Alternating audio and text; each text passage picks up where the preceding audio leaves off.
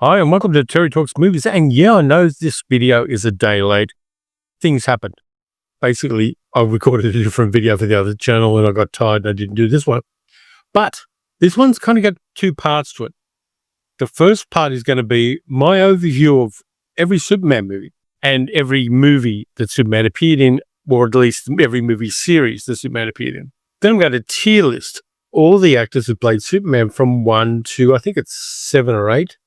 Let me check my notes because I do want to be accurate. 6.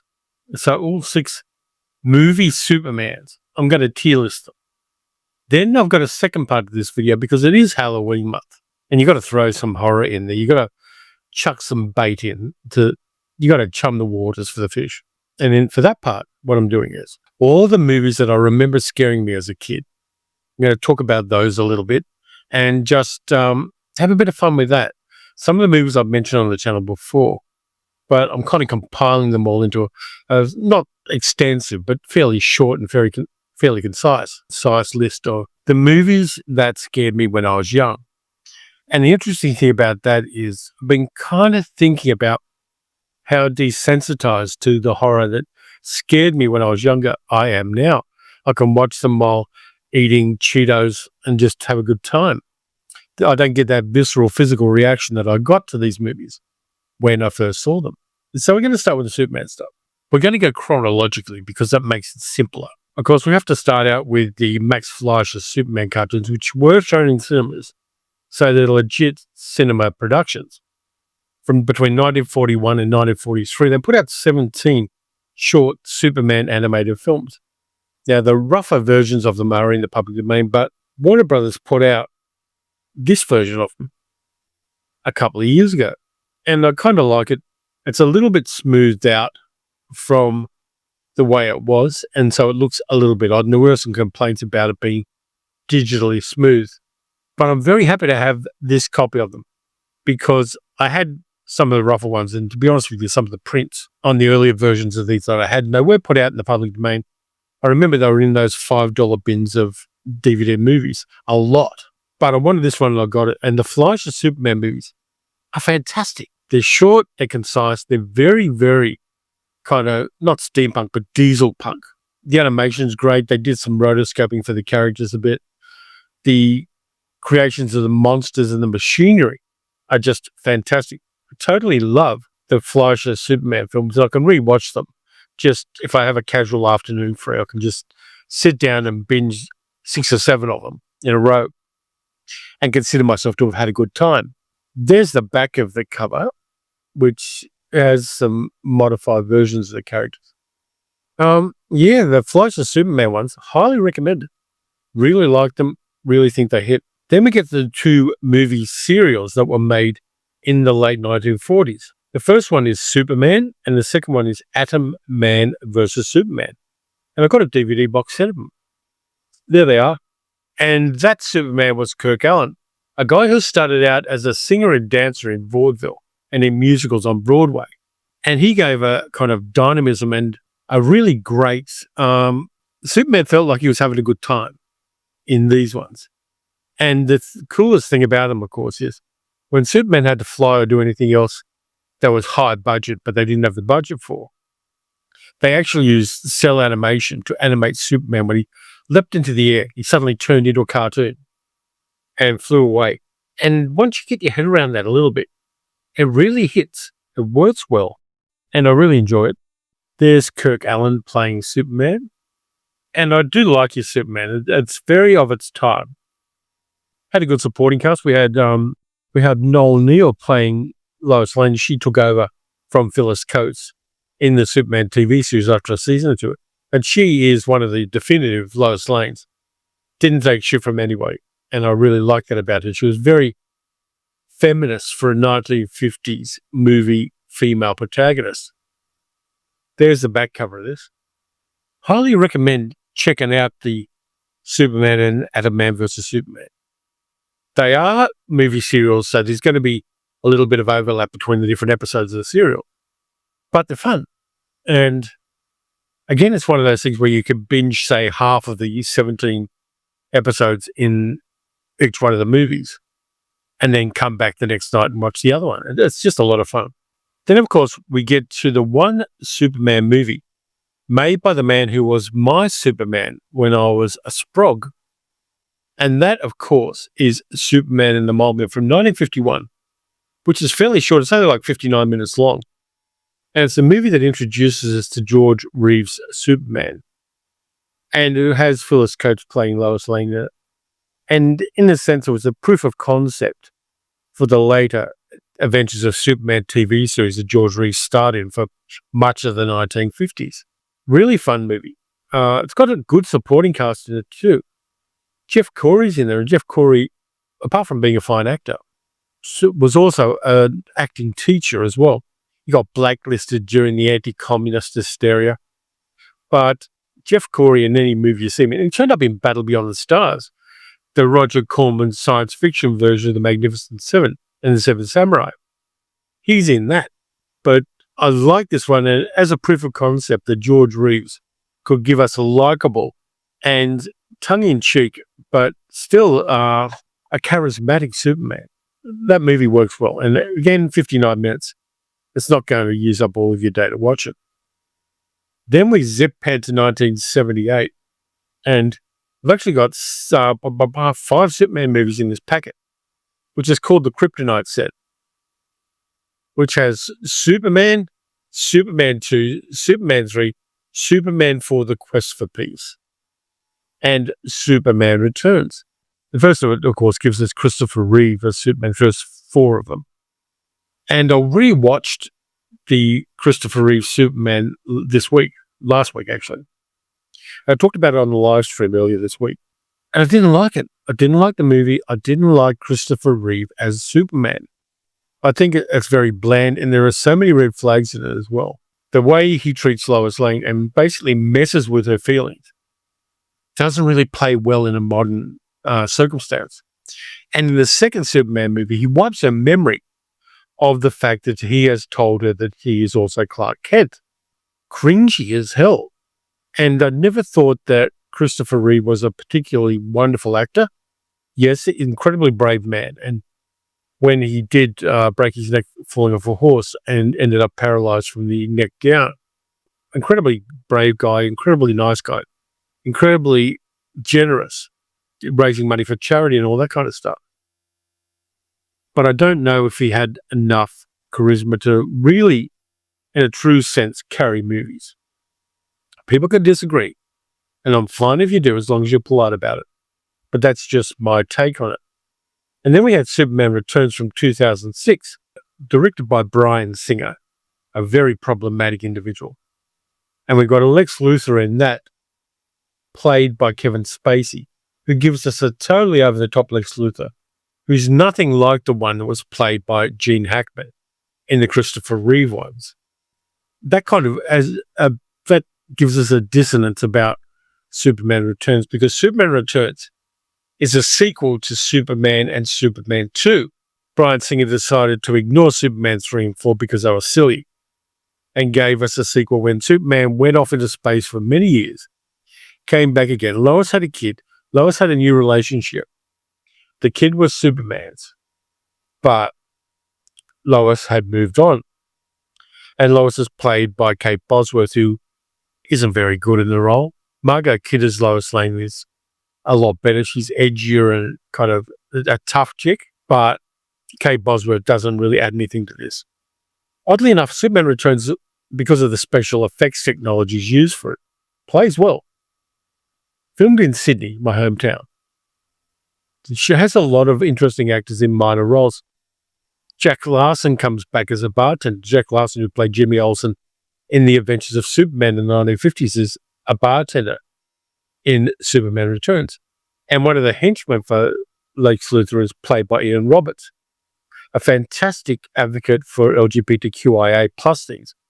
First Australian rugby league player to come out of the closet at a time when he got hammered for that. And he's now gone on to do a lot of administration. He's part of the administration for the Rainbow Museum in Sydney. Fantastic guy, and I always like seeing Ian Roberts in roles. Even though he didn't have a great career, he looked really good as a henchman. But all of those have their own problem. Then we get to the era of Zack Snyder and Man of Steel. We'll get Henry Cavill, the first English Superman. And I like Henry Cavill in the role. What I don't like is the doom and gloom that Zack Snyder wrapped around Superman and the heaviness of it. Cavill's Superman was never allowed to enjoy flying. I mean, you find out you can fly. I'm going to be laughing like Luna Park if somebody told me I could fly and showed me I could fly and I flew. I would be hysterically having a great time with it. But Cavill's Superman's never allowed to enjoy his powers. And it's all very doom and gloom. And every day has a cloudy sky. Then, of course, we had Superman versus Batman. And we got Justice League as well. And then we got Justice League Part 2, the Zack Snyder cut of Justice League. I've got both of them for some reason. But I like Cavill in the role of Superman, but I don't like the world of Cavill's Superman, if you know what I mean. Then we get to 2025. You remember 2025, it was in all the newspapers. And we get the James Gunn Superman with David Corenswet. I really like David Corenswet as Superman. I think he gives us a complex and interesting character as Superman. He's not just the big blue Boy Scout. He's somebody who makes decisions and lives with the consequences of those decisions. When he intercedes in a war where one country is invading a much less militarized country, he takes a stand and intercedes in it. And with the consequences of that, he and Lois Lane have a relationship and she knows that he's Superman. And that makes it much, much more interesting than the Clark-Lois relationship we ever had before. Yes, there was the Amy Adams-Henry Cavill relationship, which is kind of okay, but not quite as real feeling and grounded as the relationship we have between David Corenswet and Rachel Brosnahan, where she gets to interview Superman and asks really hard, spot-on journalistic questions of him and makes him question his decisions and have to justify them going toe-to-toe with it. The power dynamic in that relationship is perfect. It's balanced. It's incredible. I want to see Man of Tomorrow when it comes out because I really like that relationship. I really like the actors playing against each other and with each other. Really fine film. So there are all the Supermans. Now I'm going to do my order in which I like them. Now I'm going to ignore the TV ones because then we've got to talk about Dean Cain and I don't particularly want to do that. My tier list is totally subjective. This is me. It's not an objective list. It's a list I can justify based on my own prejudices, I suppose you'd say, or taste, or lack of taste. Up to you. Number 1, George Reeves. My original Superman. I loved coming home from school and watching George Reeves' Superman on black and white cathode ray TVs. It sparked my imagination. It was a lot of fun to enjoy. It was good, wholesome fun for kids. Every kid I know wanted to be Superman. Nobody wanted to be Lois Lane. Nobody wanted to be Jimmy Olsen. Everyone wanted to be Superman because Superman was a good person. He was kind to children. He had friends. He was a journalist. He had a secret, but the secret was never rubbed in people's faces. It was always a little wink to the camera. And I love George Reeves for that. And seeing him in the Flash movie just for a moment, I liked that part of it when they showed all the different Supermans, including the Nicolas Cage one that never came to be. Really liked George Reeves as Superman. I think he was a Superman for his time, but he was an honest Superman and a Superman who showed the fun and the responsibility of the man from Krypton. Next up, I'm going with David Corenswet. I like Corenswet in the role. I think he's got the stature and the gravitas and the charisma and the acting chops to do it. He is a Superman who's not totally invulnerable to everything. He's not able to overcome everything easily. He's got to struggle. And right at the very start, when we see his Superman, he's just got his ass kicked. And he meteors into the Antarctic plateau where the Fortress of Solitude is. And he's had the shit beaten out of him. I really like that. Next up, I'm going with Henry Cavill. I think Henry Cavill was poorly served by the scripts and the mise en scène of his Superman, but I think he was an honest Superman. And we know Henry Cavill has a sense of humor. We've seen it in other movies. We've seen it in other things he's done in interviews. And Zack Snyder's take on him, and the take that was later done by Joss Whedon when he took over things, really didn't give that any air.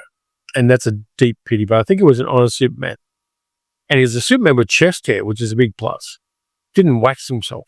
He was a good, hairy, beefy Superman. Next up, I'm going with Kirk Allen because I like Kirk Allen's Superman.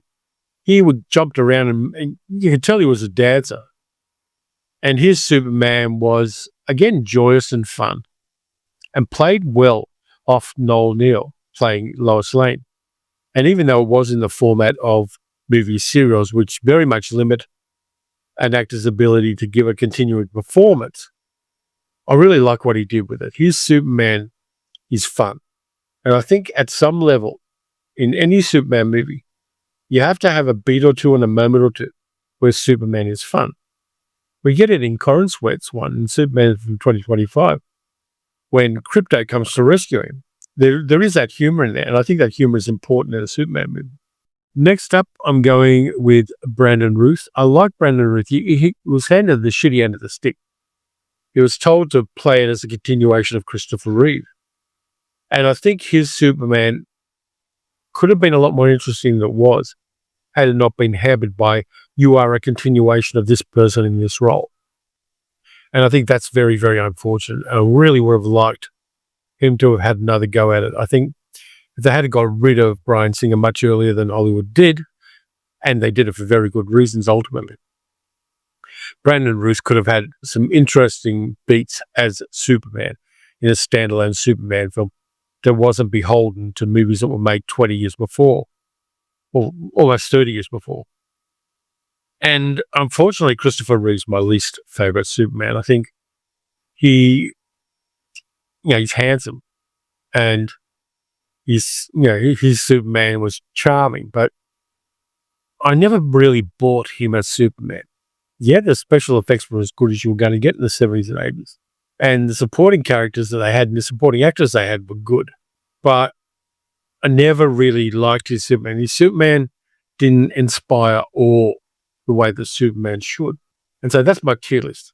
And looking at how long I've taken to do this video, I'm going to make this a separate video, and I'm going to do the other thing I was going to do, which is all the movies that scared me as a kid as a later video. So look forward to that one, because I'm going to add more things to it. And they're all going to be 1950s and 1960s bangers. So we'll leave it there. I really enjoyed revisiting Superman. And even though I didn't like the 1978 Superman movie when I rewatched it, I'm still glad I did. I'm still glad that I sat down and analyzed it.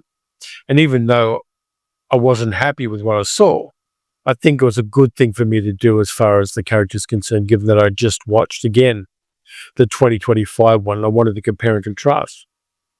So thank you very much for watching. If you enjoyed this video, please like, subscribe, hit the notification thing, give it a thumbs up, leave a comment, let me know what you think of my list and whether you disagree and whether you're going to not come to my birthday party. You can also support the channel by becoming a channel member, donating through YouTube, or by becoming a patron at patreon.com/terrytalksmovies. Next up, we've got Science Fiction Saturday, which is going to be a blast. And then I think I will do the movies that scared me as a kid for the Monday video. So look forward to that one. So until then, watch some good movies, watch some bad movies, keep watching the skies, and I'll catch you next time.